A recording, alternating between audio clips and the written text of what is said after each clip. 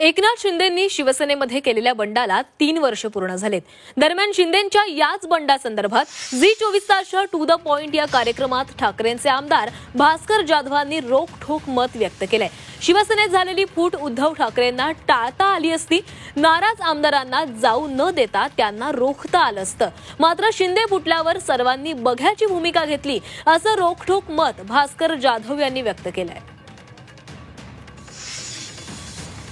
तुम्हाला असं वाटतं का की ही फूट टाळता आली असती, तेव्हा परिस्थिती योग्य प्रकारे अजून हँडल करता आली असती? मी तुम्हाला आत्ताही सांगतो की मी पक्षात तेव्हा नवीनच होतो, परंतु ती टाळायला पाहिजे होती.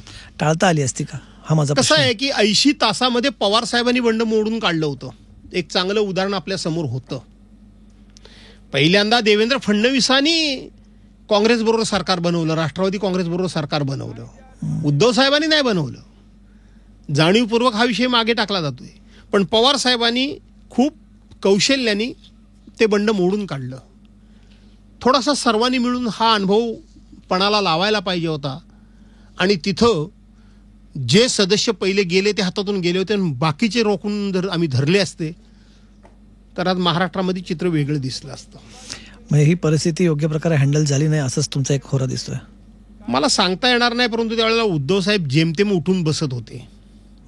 जेमतेम उठून बसत होते, कारण बसता उठताना ते हाताला धरूनच बसत होते. ही जबाबदारी कोणावर होती हे मला माहीत नाही.